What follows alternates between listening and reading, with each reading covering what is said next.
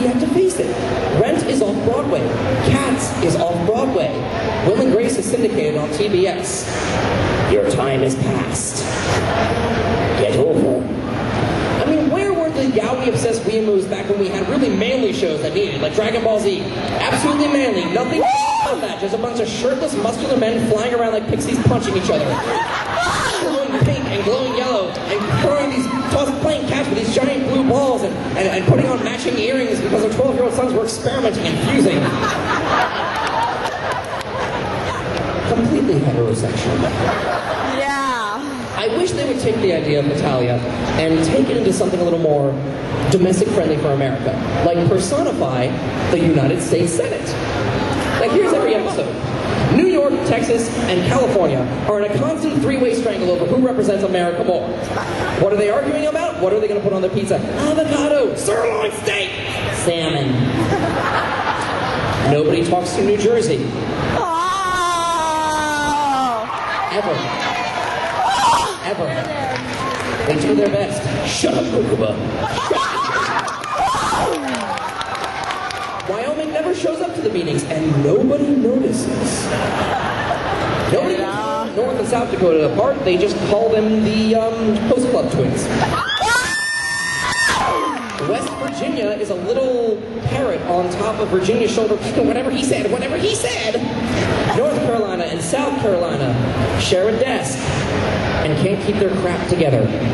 Alaska is cold to everyone. Florida will not come to the meetings because he is New York's retired, bitter old grandfather. Also, the meetings are not air-conditioned.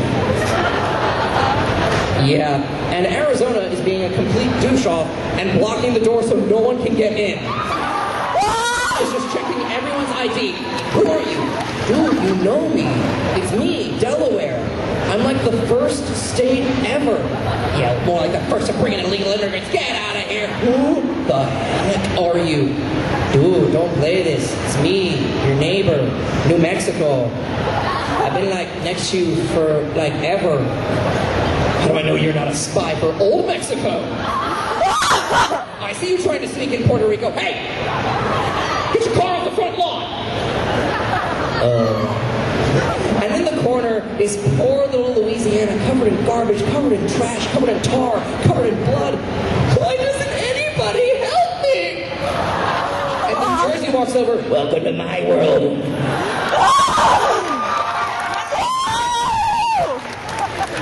And Iowa is always waving his hand and goes, Iowa, what? Oh, is it an election year? Caucus! Soy! But mostly corn! My friends and I were so into first-person shooters. We've been doing like video games for the longest time. And they told me the weirdest thing. They told me that first-person shooters now have the best plot lines, like BioShock is one of my favorite games. But I'm like, no. The only option that you get in a first-person shooter is, do I kill you with the bullets or the laser beam? It's a linear story. Like the plots of all your great first-person shooters. The plot to Doom. Demons! The plot to Half-Life. Aliens! BioShock. Steampunk gypsies! Shoot him, get him wet, get him wet! That's the ridiculous part. I'm not going to say that video games are at all good for the American psyche. Video games don't make me violent. Threatening to take away the video games.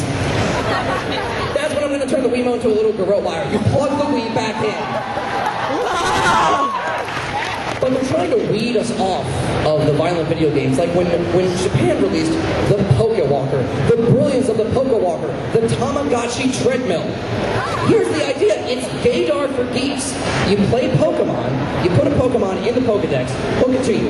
Whenever you're close to one, like at a convention, it'll beep off, it'll let you know. It's like Highlander. I found another. We must duel to the death. I'll be right back. And you go off into a little corner, you get him close, don't let him touch. Don't let him touch this game if they touch it. And you come right back. What happened? Nothing. Keep walking. The idea is, the more you walk, the more you level up your Pokemon. They have taken a psychologically addictive video game and made it a physical activity.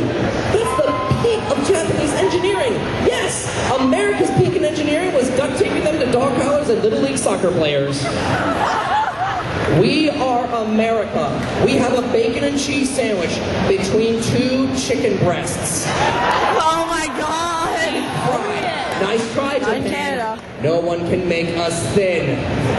No. Beer cans wider, so more beer could come out faster, cooler. Japan doesn't even have any pant size after 36. After 36, here be dragons. You fall off the edge of the pants. No one has a waistline that big. It doesn't happen. It's Japan. A B cup is voluptuous. I finally got to see the Expendables that came out this year. I loved it. The Expendables, for anyone who grew up in the 80s with those hardcore action movies that were actually about action and not people dressed in all black in a dark room with a shaky cam.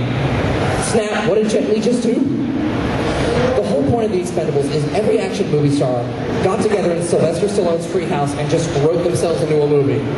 The best part is with all those action stars, you can't understand a word they're saying. The only people you understand are the ones speaking Spanish. Let's just go, what? But they missed out on a couple. And I thought I would wrap things up with a tribute to the ultimate 80s final attack. That is something that did not get used in the Expendables. But of course we need a big-ass villain for all the action movie stars of the 80s to fight. Give him a British accent, make him rich, put him in a blimp hovering above an American city. Have him, lighting a cigar off of a burning American flag. We gotta do something about the patriotism. We're back. And he's kidnapped a bunch of orphans and supermodels. No, orphan supermodels. There we go. And he says the line that gets everyone murdered regardless. No one can save you now. One person does hear this. Clint Eastwood. Clint Eastwood picks up the phone and calls Sylvester Stallone and Arnold Schwarzenegger. And between the two of them, they pick up the three quintessential cars of the 1980s. The Batmobile, the Ghostbusters Ecto-1, and Doc Brown's DeLorean.